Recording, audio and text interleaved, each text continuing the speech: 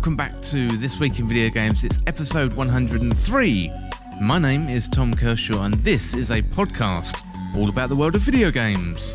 Well, this week I've been playing Mario Strikers Battle League Football and I'm really loving what I've been playing so far. I've also been checking out Teenage Mutant Ninja Turtles Shredder's Revenge, plus the vampire survival game V-Rising. As well as the games, I've been checking out the Summer Games Fest and noting down some of the best games that we should be getting excited about. So I'm going to bring you 10 of the best later on in the show. Well, it is a jam-packed show as always, so let's get to it. Welcome to the show, everyone. I hope you're well and you're having a good week. And Summer Games Fest has been dominating the games press over the last few weeks, with Xbox and Bethesda having quite a strong showcase last Sunday. So now all the major announcements are done. I'm going to be bringing you 10 highlights I've seen over the showcases and put together a list of 10 games that you should get excited about. I've also been checking out some of the early games as part of Steam's Next Fest, and one of those is called Old Skies, and it is the new game from Wadget Eye Games. Definitely something that fans of point-and-click adventure games should be getting excited about.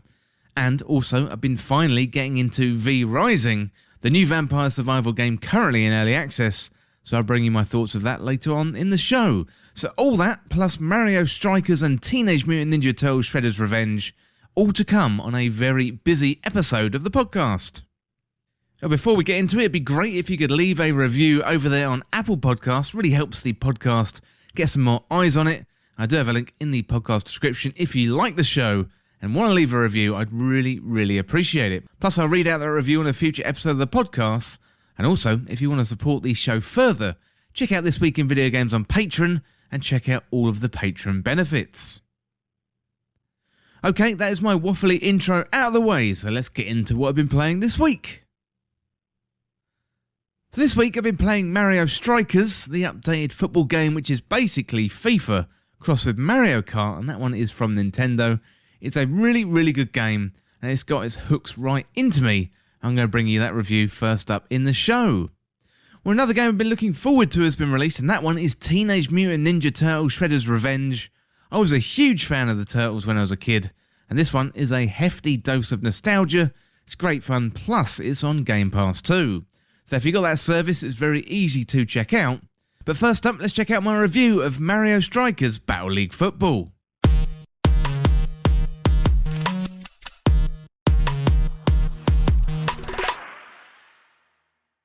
Well, it's been a while since we've been able to kick around of football as Mario, and Nintendo made the surprising announcement early in 2022 that Mario and friends will be back in Mario Strikers Battle League Football this summer. So we may not have the World Cup this summer, but Mario Strikers is a perfectly fine replacement when it comes to action on the football field. Well, if you're new to the concept of Mario Strikers Battle League Football, then think of it something like FIFA crossed with Mario Kart, and you pretty much have the concept of the game. Now, it's five-a-side football with Mario, Luigi, Donkey Kong, Bowser and co. Plus you've got a whole bunch of items like shells, banana skins, hyper shots. So you got no referee, and it's all surrounded by an electrified fence. And it's really high-octane stuff and especially good fun when you play with a group of friends. This is a franchise that Nintendo has not touched in about 15 years. So it's a welcome surprise when they announced the game would be coming during their Nintendo Direct earlier in 2022. Well, Mario Strikers may look on the surface like a button-mashing football title, but to be honest, it is absolutely far from it. It's surprisingly easy to pick up, but it has some welcome depth to it. You know, this is 5v5 play, so you've got 4 outfield players with an AI-controlled goalkeeper. So you've got power shots, dodges, passes, then you've got chaotic special moves, otherwise known as hyper strikes. They're very hard to stop, and you can score 2 goals rather than a single one. You know, it really is end-to-end stuff, and it doesn't really feel like football because of the size of the pitch. You know, it is similar to Smash Brothers. You got depth, it's fast, it's frantic, plus you got all our favourite characters are here. Well, the items in the game make the action loads of fun. So you got bob-ombs, green and red shells, the classic Mario Brothers star and mushrooms. It doesn't feel too overwhelming with the number of things going on screen at once. It's busy, but it's manageable. You know, one of the reasons is because the basics of football, they're still very important in the game. You have to pass, shoot and tackle your way to victory. You know, some players like Donkey Kong and Bowser can even pick up the ball in a total disregard of the rules. I should say that Mario Strikers Battle League Football is based on football. Actually, it's a sport in its own right set in the Mushroom Kingdom called Strike. Well, many of your favourite Mario Brothers cast are here. So we've got Mario, Luigi, Princess, Toad, Donkey Kong, Bowser, Wario, Waluigi, and also more too. And I imagine Nintendo will release more characters down the line. Now, each character has their own set of stats, for example. Some are faster, but need more time to charge up shots. Some are heavier, like big old DK himself, who knows how to throw his weight around the field, but he's much slower than the rest. Now, it's similar to the stats and attributes from Mario Kart, and the same principles apply, but in the context of a football match. To boost the stats of characters, you can pick new pieces of equipment, which allow you to boost various stats across the board. Characters have got headgear, pads, body gear, all of which can make a big difference in the way that you play. And as well as having an impact on the stats of the player, the gear also changes the way the players look, which is a very, very good idea. So what you can do when you're playing matches, you can earn coins, and you can spend those coins in the shop to get your gear. Well, Hyper Strikes are another defining feature of the game, so these are unique abilities for players that allow you to pull off amazing shots, packed full of special effects, that also award you 2 goals rather than 1. For example, you'll see a glowing orb on the pitch and you have to pick that up. Do that and your whole team glows, which allows you to fire off a huge super shot, and they are very, very hard to stop, although not impossible.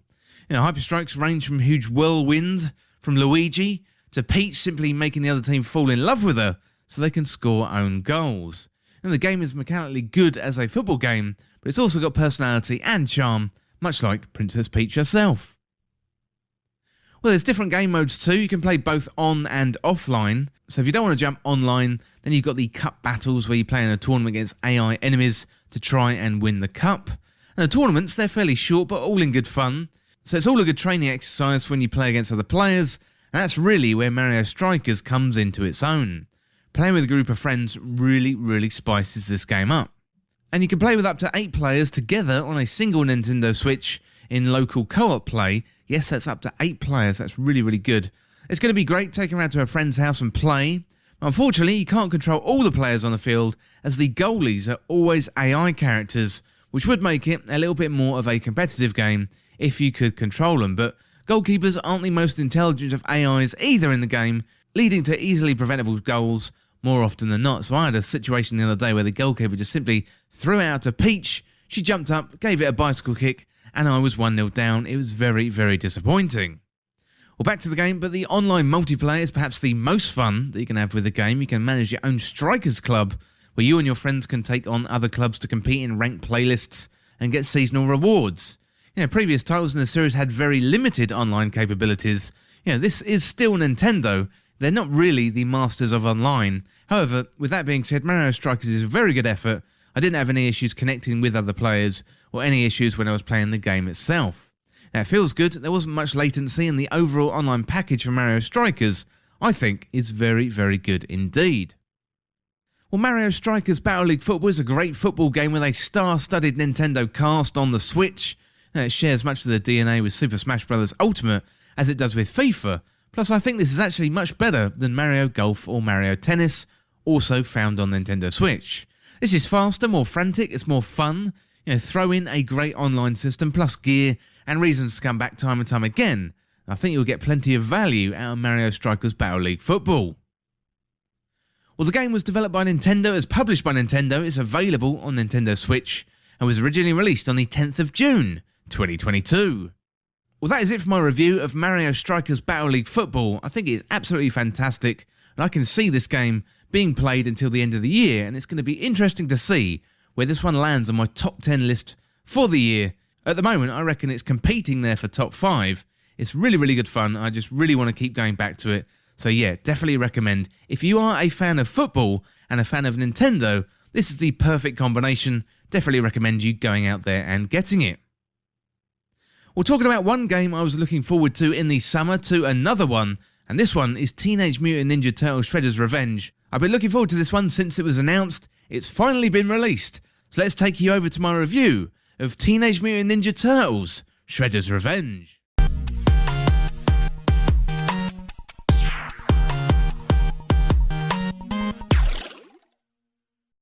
One of my best video game memories as a child was I used to go to my friend's house and his dad would fix arcade machines.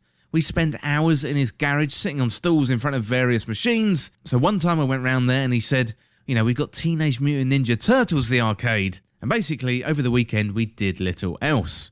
So Tribute Games clearly has the same love for this classic arcade machine, and Teenage Mutant Ninja Turtles Shredder's Revenge feels like a fan's love letter to that game, and it's available now across pretty much all platforms.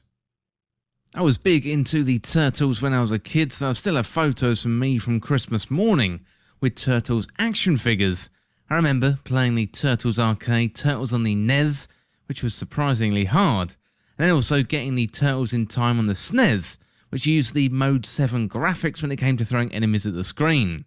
So Shredder's Revenge has been up there on my most anticipated game since it was announced by the same team that successfully launched Streets of Rage 4 back in 2020.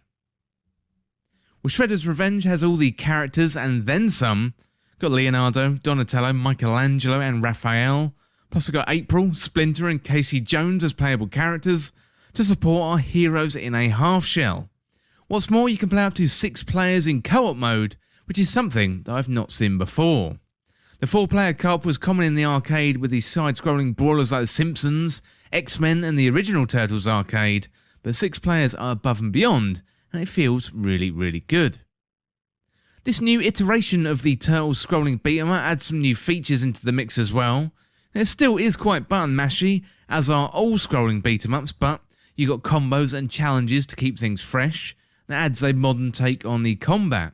And as well as the simple attack and jump, you got a special attack, which can deal loads of damage, plus you got the dodge move, so you can quickly get out of the way of the attacks and throw players into the screen, much like my beloved Turtles in Time.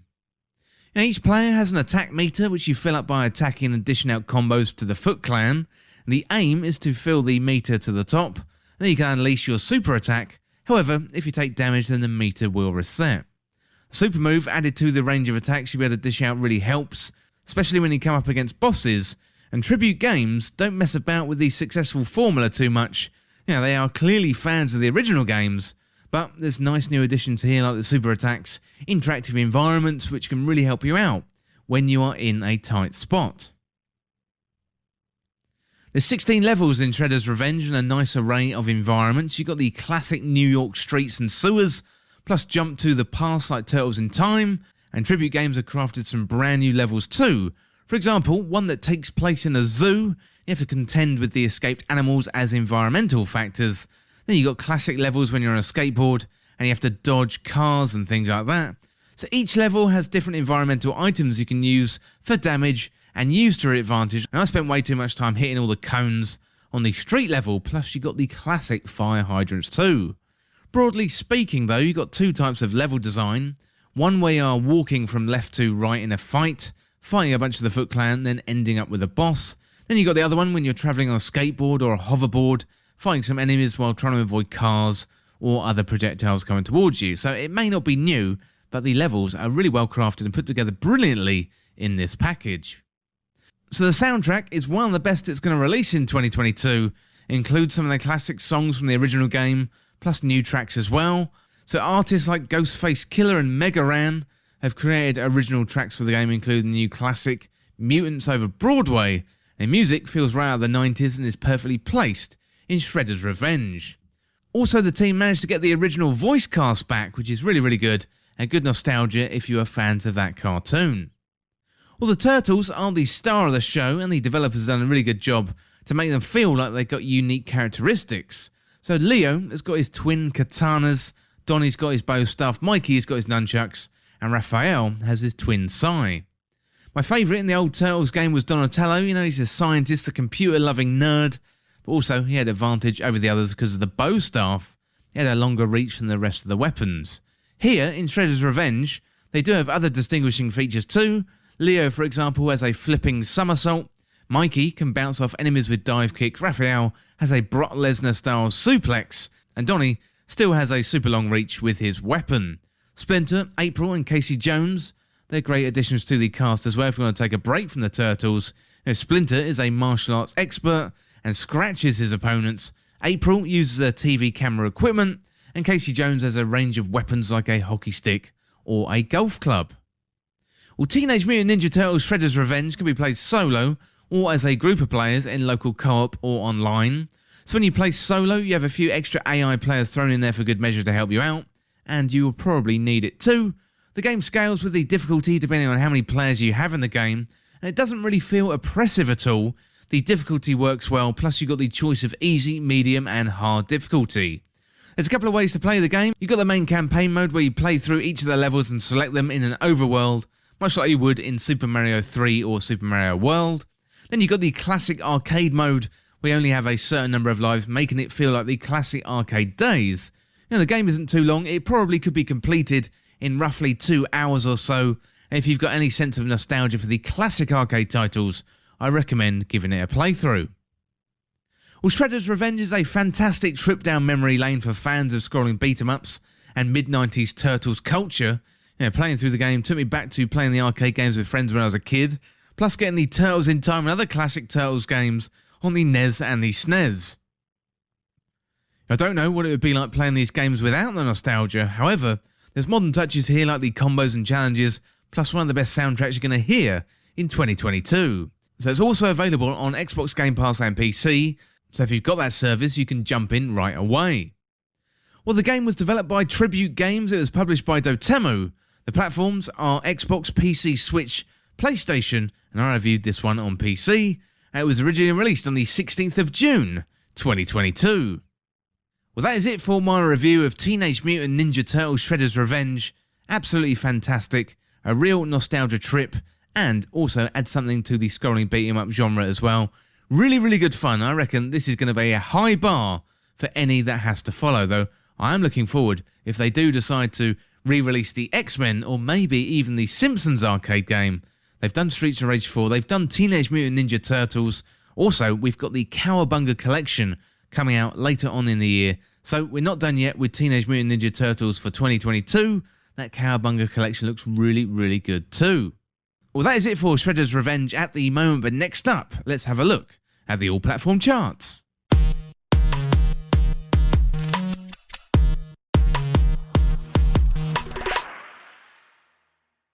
Well, number 10 this week, up one place from last week's number 9, is Minecraft. And number 9 this week is Pokemon Legends Arceus.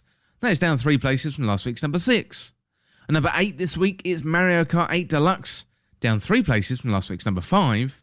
Then at number 7 is FIFA 22, again down 3 places from last week's number 4. At number 6 it's Kirby and the Forgotten Land, up 5 places from last week's number 11. And then at number 5 it's Nintendo Switch Sports, and that is down 3 places from last week's number 2. At number 4 it is a new entry, this one is The Quarry, and that is from Take-Two Interactive. And then at number 3 it's Horizon Forbidden West, down 2 places from last week's number 1. At number 2 this week it's Lego Star Wars The Skywalker Saga, that is at 1 place from last week's number 3. And at number 1 is a new entry, it's Mario Strikers Battle League Football. Well, Nintendo doing really, really well in the top 10 once again, so Mario Strikers Battle League Football at number 1, Nintendo Switch Sports at number 5, Kirby and the Forgotten Land at number 6, number 8 Mario Kart 8 Deluxe, and also number 9 Pokemon Legends Arceus, number 10 as well, Minecraft, that is for Nintendo Switch. So we've got 1, 2, 3, 4, 5, so 6 out of 10 entries in the top 10 for Nintendo Switch, and that just goes to show Nintendo just dominating the top 10 and dominating the so-called console wars at the moment is definitely the most popular machine out there. Well, that is it for the all-platform charts, but next up, so Summer Games Fest has been happening over the last couple of weeks. What I'm going to do is round up 10 of the best games that I reckon you should get excited about. We've had loads of announcements, so this is going to be a mixture of indie games and also big hitters too, but hopefully you're going to find something in here to check out. So let's get stuck into my 10 games to get excited about from Summer Games Fest.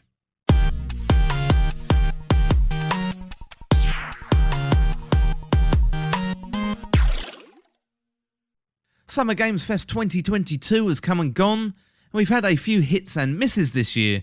Overall, I do think this needs to be condensed into a few days rather than stretched over a few weeks.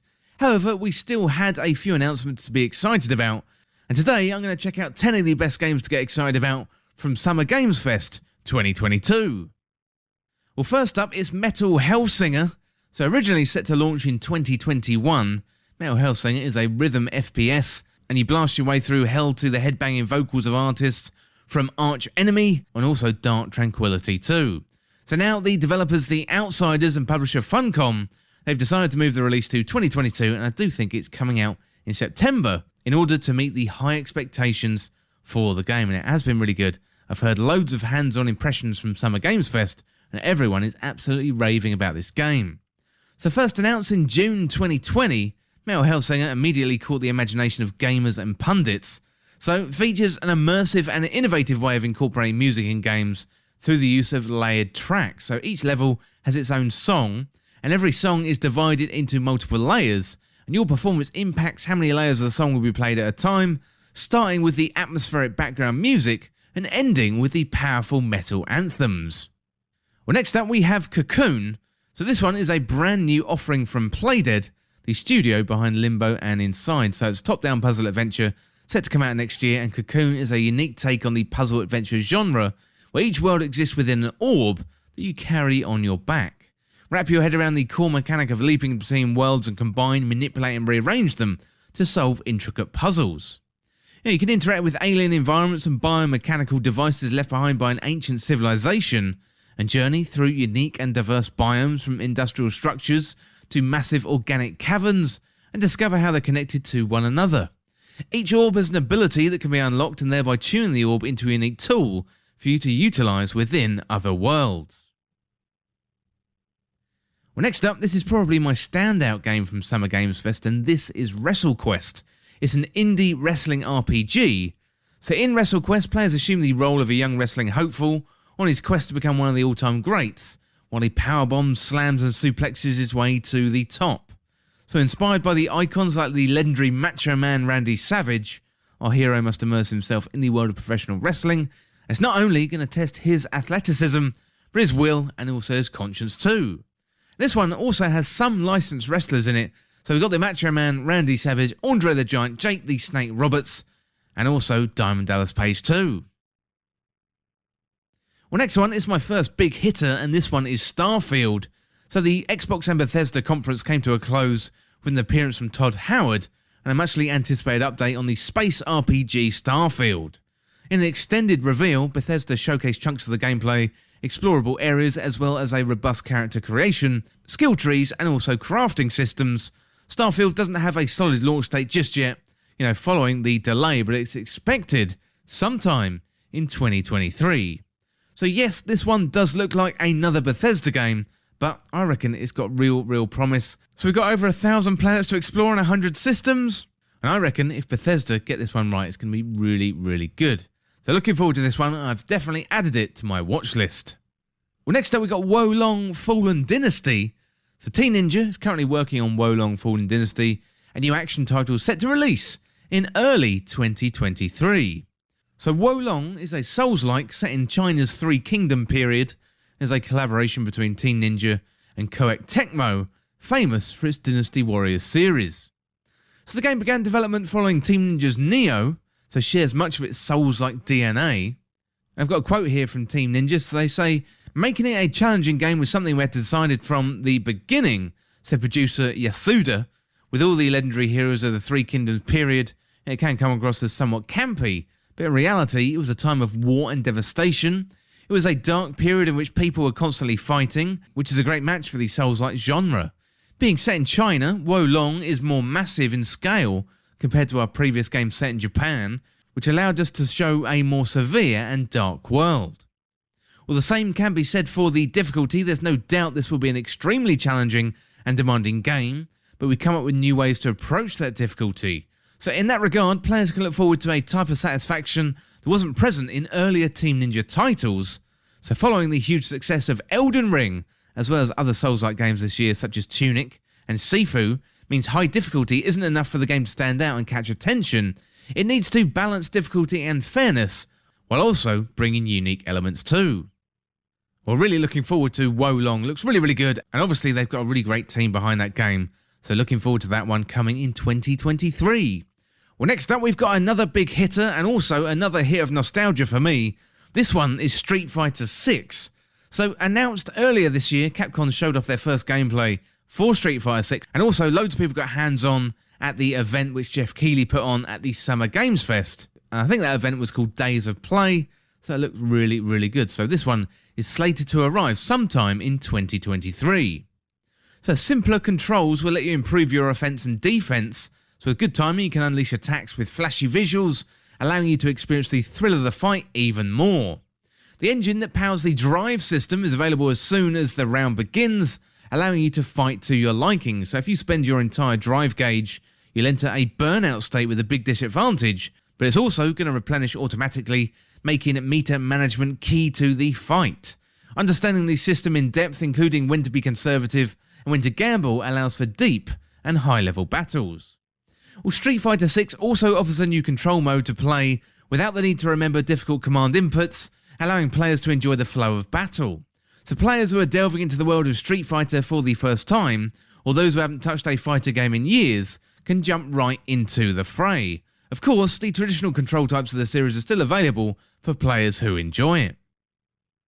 So I'm really looking forward to Street Fighter 6, and loads of fighting fans have managed to get their hands on the game, and they say this one is much better than Street Fighter 5. Street Fighter 5 didn't get off to a very good start at all, but it looks like Street Fighter 6 is shaping up to be much better, so I'm really excited for this one. Well, next up we got Witchfire. So originally announced in 2017, Witchfire received a new trailer and a release window. So the dark fantasy first-person shooter is developed by the Astronauts, the Polish indie behind the Vanishing of Ethan Carter, and it's going to be available in early access exclusively on the Epic Games Store coming this winter. Look, really good, that one. Kind of a mixture between Destiny and other kind of first-person shooters. There's a moment in Witchfire when he shoots out flames from his left hand. Really reminded me of a Warlock from Destiny 2. So given my history with the Destiny series, I reckon Witchfire is going to be really good.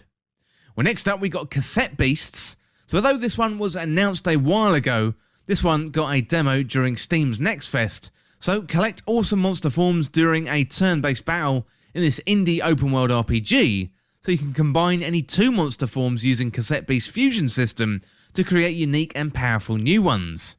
So this one is based in the New Wirral, a remote island inhabited by creatures you've only dreamed of, nightmares you hopefully haven't, and a cast of brave folks who use cassette tapes to transform for battle. To find a way home, you need to explore every inch of the island, record monsters to tape, and gain their abilities. Well, next up we got Final Fantasy XVI. So Square Enix showed off fresh footage from their next mainline entry of its flagship Final Fantasy series, and that one has been given a launch window of summer 2023. Definitely recommend you checking out the trailer for this one. Looks really good, plus the gameplay looks good too. Looks like it's going to be much more action orientated, so an iteration on the Final Fantasy VII Remake. So it looks really good. And also, talking about Final Fantasy VII Remake, the second part has been announced, and that one is scheduled for winter 2023. Well, finally then today we got the Plucky Squire. So storybook characters discover a three-dimensional world outside the pages of their book, and must jump between the 2D and 3D realms to save their friends in this charming action-adventure. So the Plucky Squire is set to launch in 2023. It tells the tale of a storybook character that come to life outside their own pages, and this one is made by All Possible Futures. The Plucky Squire really got people talking at Summer Games Fest. It was one of the best showing games, and that is adding to a very long list of very good games coming out in 2023. Well, that is it for my roundup of 10 of the best games that you should look forward to from Summer Games Fest in 2022. And what I would do is go over to Steam. There's a whole bunch of demos available right now. It's currently the Steam Next Fest, so you can get your hands on some great demos. So go over there and check them out. But also check out some things from this list. Check out the trailers. You can also see all of the trailers I just mentioned on the This Week in Video Games website, and that is www.thisweekinvideogames.com. And you can check out all the trailers I just mentioned. Really good stuff. Well, that is it for Summer Games Fest for this year. 2022 is a wrap, unless Nintendo come back next week with a Nintendo Direct, which is heavily rumoured, by the way. I really would love Nintendo to come back and save the summer. I would say the summer so far has been tepid in terms of game announcements. You know, I think the Xbox and Bethesda showcase probably took it for me. So Sony's State of Play was all killer, no filler. But the Xbox and Bethesda showcase was very, very good too, and Devolver Digital always do a good job. So if you haven't checked out the Summer Games Fest presentations, there's loads to catch up on YouTube. Definitely recommend checking out Devolver Digital. They always put on a good show.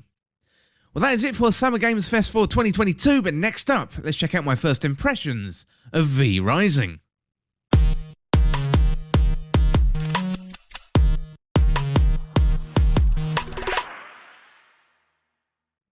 Well, V Rising is a combination of Valheim and Diablo of sorts.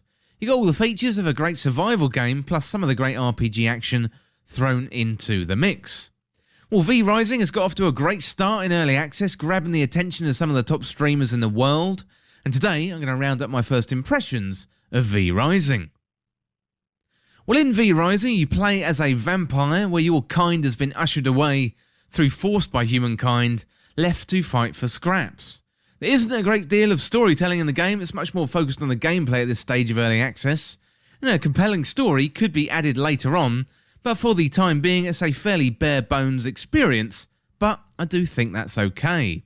Nail the gameplay loop and then tell the story. But this is a combination of survival and action, so you're going to be gathering resources, building up a base, then you're going to be getting into some fights against low level enemies, building your way up to a boss. So Vampire Valheim is a good description, although I would say V Rising has better combat mechanics. One of your first jobs is to build something called a blood altar.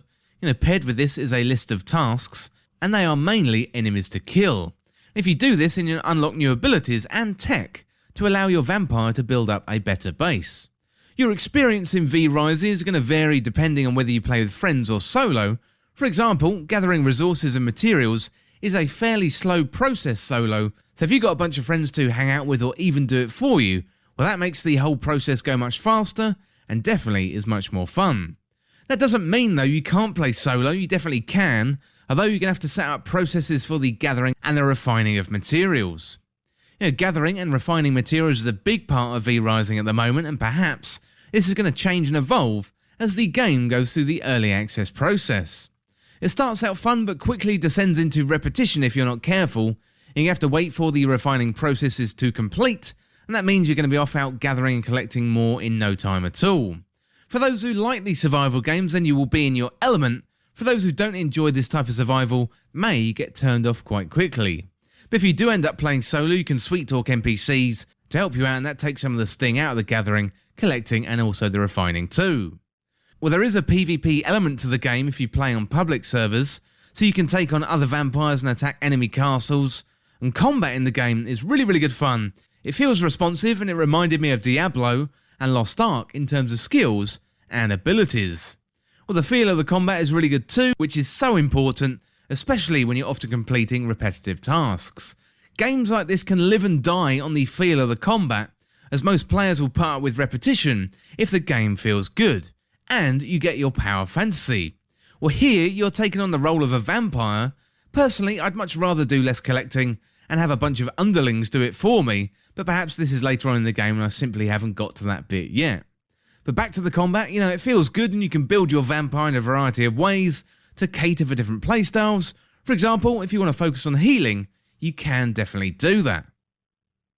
Well, the boss battles are a big part of V Rising, and thankfully these are really good fun, well designed and have good mechanics, plus they feel challenging too. So you got archers, hunters, necromancers, even bears, so you got a good variety of bosses with different mechanics. There's roughly 35 bosses in the game at the moment, which is pretty big for an early access game, and the bosses really are the meat of V Rising combat, and the main event even, so I'm glad they are tough, fun and engaging.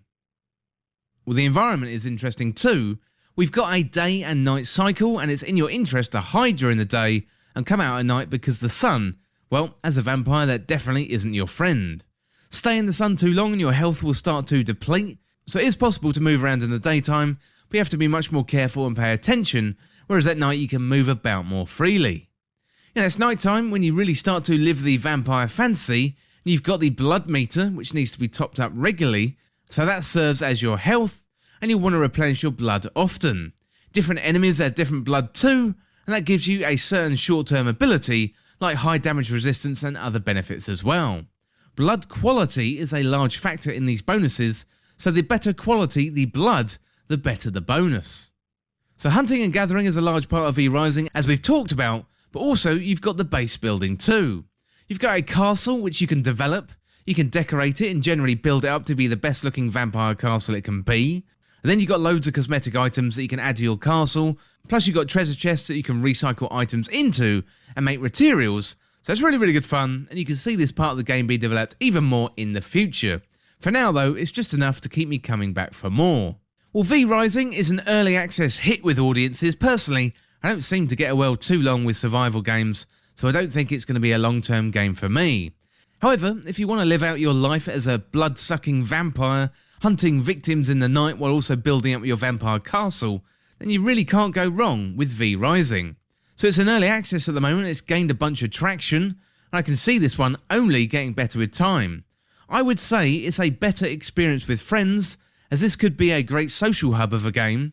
You know, resource management could do with some work, however the core loop is good, and the combat feels great. The team have nailed the basics, and now it's time to work with their audience on feedback, and V-Rising could be a hit when it releases its full 1.0 version in the coming months or years to come. Well, the game is developed and published by Stunlock Studios, is available for PC and originally released on May the 17th in early access. And a massive thank you to Stunlock Studios for providing me with a review key for early access, really, really appreciate it. So definitely recommend going on over to Steam, getting yourself V-Rising, and also the game works really, really well on the Steam Deck too, so definitely recommend you picking it up for that. Well, that is it for my first impressions of V-Rising. Definitely recommend checking that one out, especially if you are in a group of friends and you like survival games. You can't really go wrong with V-Rising. Well, I've talked a bit today about Steam's Next Fest, but next up I'm going to go to a new game from one of my favourite studios out there. It's Wadjet Games. They create fantastic narrative games, and I'm really, really excited for this one, and this has been featured as part of Steam's Next Fest. So next up, I'm going to bring you my first impressions of Old Skies.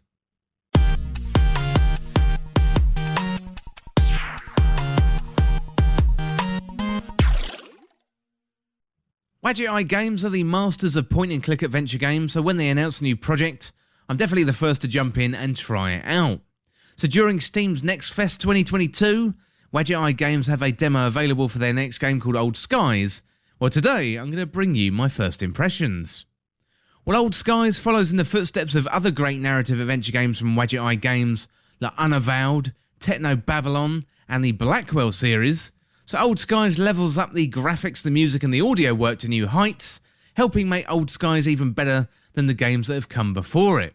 It's a very good looking game. The characters and the environments pop, whereas some of the games before have existed in very dark worlds, not only thematically but also by design. Regarding the story, we play as Fia, an agent for a company called Chronozen, and they offer a service where you can see into the past, with Fia acting as your guide. So Chronozen offer this service at a great cost, most often from a wallet perspective, but also for other reasons too, which you're going to find out as you play through Old Skies. Characters in the game approach Chronozen for a variety of reasons. Some go for tourism purposes, some want to conclude matters in the past, and in the demo for Steam's Next Fest, you get to play as Fia in her first assignment, but in the full game there's going to be a number of stories. Fia does seem a little bit disgruntled by her work. She seems to be tied by her rich clients and the taxing nature of the work. That comes across in the brilliant voice acting.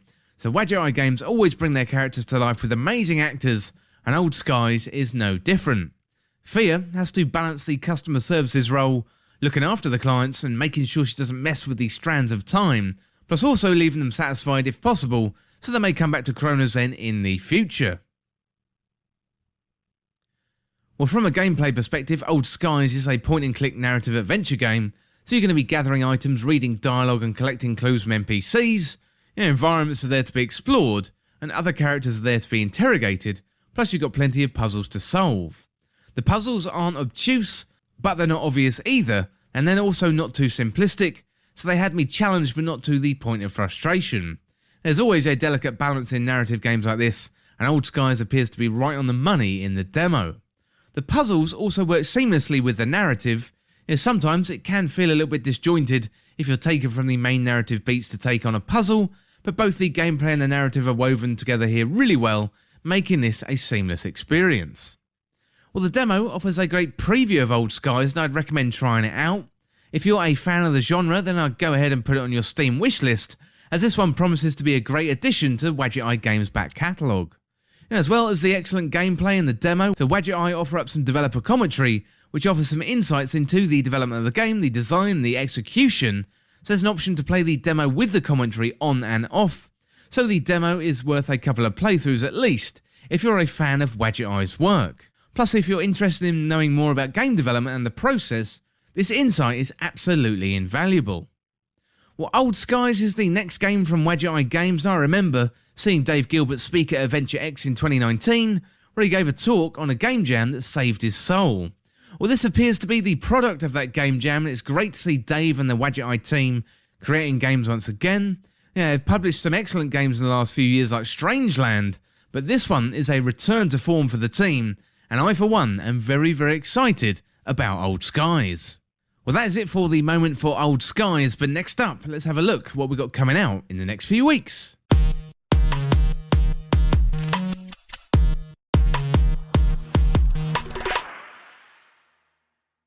Well, on June the 21st, we got Fall Guys. That is coming free to play. PlayStation 5, Xbox Series S and X, Xbox One, and Nintendo Switch. Basically, that one is being relaunched. Then we got Shadowrun Trilogy. That is also coming out on June the 21st, PS5, Xbox Series S and X, PlayStation 4, Xbox One, and the Switch. Also on the 21st, we've got Wreckfest, that's coming to Switch. And then on the 23rd, we've got Deliver Us the Moon. That's PS5 and Xbox Series S and X. On the 23rd, we've got Naraka Blade Point. That one is coming to Xbox Game Pass via Xbox Series S and X. And then we've got Sonic Origins. That's PS5, Xbox Series S and X, PS4, Xbox One, Switch, and PC. Also on the 23rd. On the 24th, we got the Capcom Fighting Collection, PS4, Xbox One, Switch, and PC. Then we got Fire Emblem Warriors 3 Hopes. That's coming to Switch also on June the 24th. Also on the 24th, we got Madison on PS5, Xbox Series S and X, PS4, Switch, and PC. And then on the 28th, we got Disc Gear 6 Complete, and that is PS5, PS4, and PC. Also on the 28th, I know a lot of fighting fans are looking forward to this one, it's DNF Duel. That's PS5 and PS4 and PC. Then also on the 28th, we've got Escape Academy, PlayStation 5, Xbox Series S and X, PlayStation 4, Xbox One, and PC. Then we've got Phobia St. Difna Hotel. That's PS5, Xbox Series S and X, PS4, Xbox One, and PC. Also on the 28th there. And the final one on the 28th, we've got MX vs ATV Legends, PS5, Xbox Series S and X, PS4, Xbox One, and PC. On the 30th of June, we've got Monster Hunter Rise Sunbreak. That is the DLC for the very popular Monster Hunter Rise, available on Switch and PC. And on the 30th as well, we've got the Outriders World Slayer DLC, PS5, Xbox Series S and X, PS4, Xbox One, Stadia, and PC. I did play Outriders quite a lot, but to be honest, I don't think I'm going to be going back. It just doesn't really sustain me. Finally, before the next podcast, going into July, on July the 1st, we've got F1 2022. Well, that is going to be it for this week's episode, and if you want to get involved in the show, get in contact through Patreon at patreon.com/thisweekinvideogames, or check out the latest on the website. Or you can catch me on Twitter at TWIVG Podcast. Well, thank you so much for listening, and for more This Week in Video Games content like this, like, subscribe, and share with a friend. If you enjoyed this podcast or found it useful, liking and sharing it would really help me out. Otherwise, check out the other podcasts on the feed. Well, thanks again, and I'll see you soon.